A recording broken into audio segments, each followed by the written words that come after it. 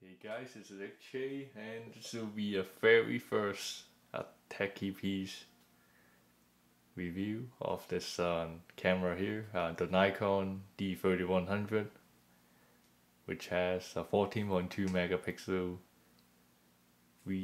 photo capturing capabilities, and it has 18 to 55 mm lens, which will be able to handle most of your picture capturing needs situations. So on the side here you have the accessories list, the main body, the lens, the camera strap, the battery, quick charger, USB cable, body cap, eyepiece cap, shoe cover, lens cap, software, quick start guide, and user manual. And it does have 2 years of warranty. And this side has French. So where to start? I don't think I'll go over all of these things because I want to do a dumbed down version of it. So here you have the Nikon battery charger. The first thing to do when you open it. So next off, attach the lens right here. So I'll just show you how to quickly unlock and interchange the camera. It's slightly dusty there, and you do clockwise. Hold on. We slice down.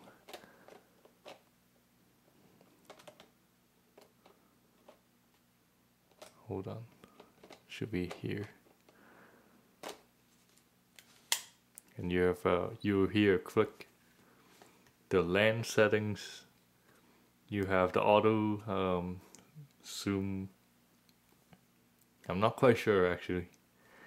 I'll just skip this one now. The vibration reduction on, and there's some side buttons here.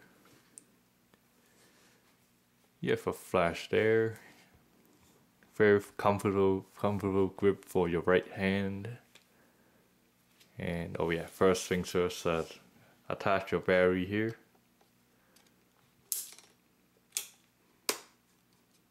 Oh, okay, and on the right side you have the SD card slot.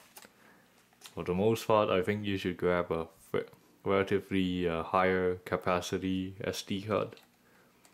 For right here, I just have a 4, and I think it was like class 4. I would recommend grabbing class 10 to speed up your photo transferring and so forth. I think we have everything all set. Let's turn it on here. So in order to take a picture, don't keep going because you have the lens cover in front. So here you have the standard flashlight there, and it will be able to swap out a different, more powerful flash. And of course you have a different lens that will work with Nikon models. So in terms of buttons here, on the right side, power button and the shutter, info,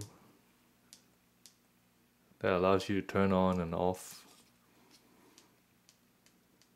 As far as this, minus, plus, I think it works unison with this. Okay, I'll just skip this. So on this wheel here on the right, single shot, multi-shot, a time shot, and a quality shot. I'm not quite sure, but for the most part, single. And to start off, if you're really a very beginner, choose this guide mode, which I think Nikon features it as a major selling point. I think it is, because can go through very simple steps to let you pick professional photos. View and setup. You can check over the previous photos that you had took, and if you use the minus zoom out button, you can view it in a gallery look and even on a calendar look format. So okay, to not go too off track here, the wheel on the top, start off you have the guide mode, auto mode, flashless, no flash, portrait, scenery,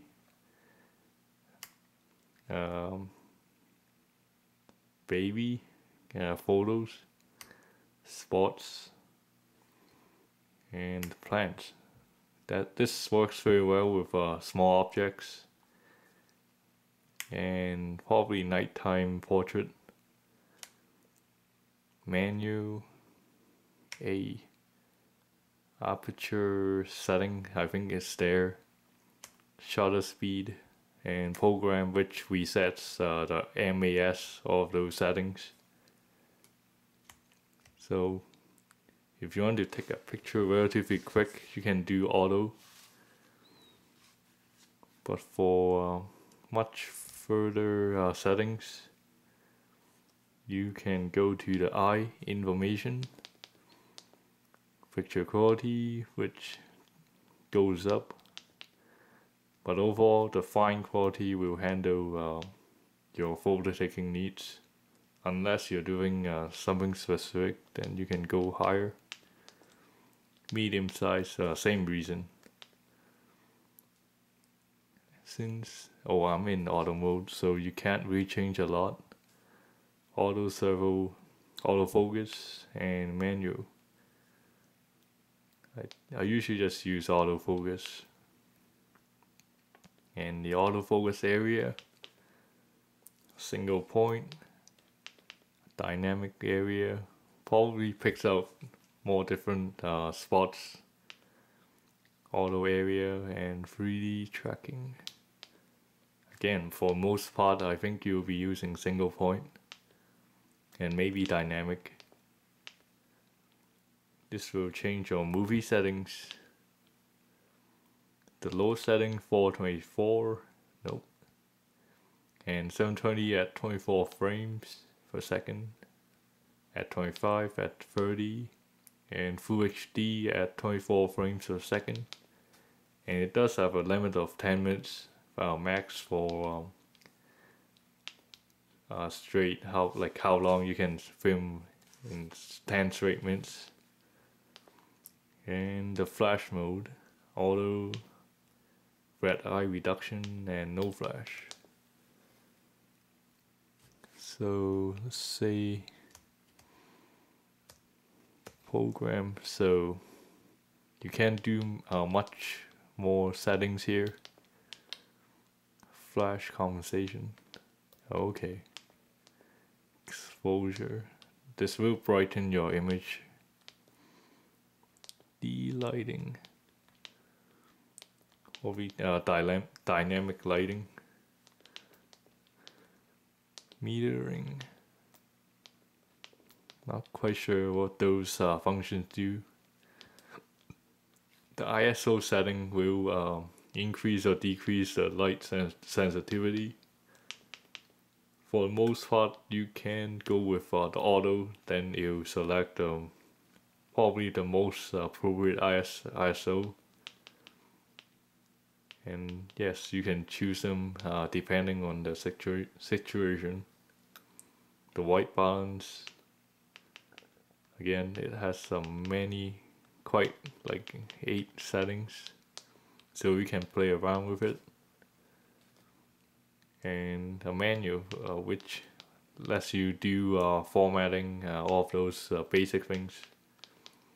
Slideshow has many options in comparison to a regular camera. So here I took a couple shots of different objects. But the part I'm focusing on is the fact that DSLR blurs out all of the objects behind and focus on the thing that you focus on, and it really creates almost like a magazine quality picture. And here you can zoom right in. You can see all the steel, the brushing, the polished metal. It'll be better seen on your computer screen, but this is, oh, you can pick out different stuff. Probably ketchup stain. Okay, so I took another picture earlier. So the Sinaju, and it picks up almost microscopic detail. You can see like dust on the album piece, and you can see how my paint had missed probably a fraction of a mm. Well, it really takes very sharp photos.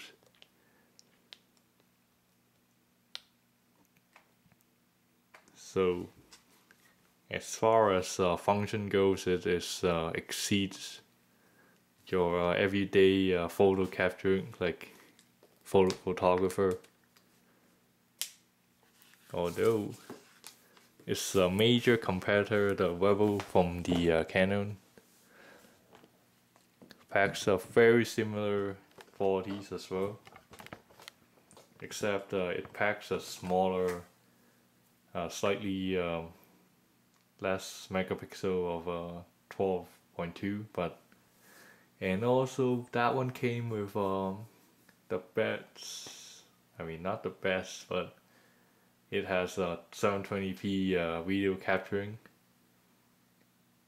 Although when you're searching for DSLR, I wouldn't focus on the video capturing capabilities. They're having major trouble with autofocusing because of DSLR's nature of things. Plus, you can film at max 10 minutes straight, while as your video recorder can go on forever and ever. So you, like the one I'm using, can film as much as it can, probably 30 minutes. But as far as the mirrors go for DSLR, really sharp pictures. You can interchange different lenses to suit your situation and scenarios. You can add flash, which your compact cameras do not. But as an entry-level DSLR, I think this is a really good choice. And I don't think you'll regret it for at least 5 or 6 years. Because so far this...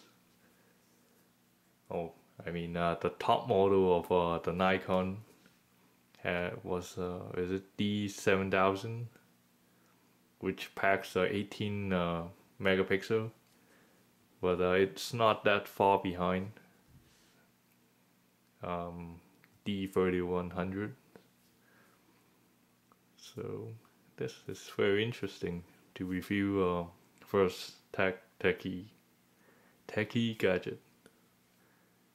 I hope you enjoyed this video. Have an awesome day. Let's go video shooting. Wait, picture capturing.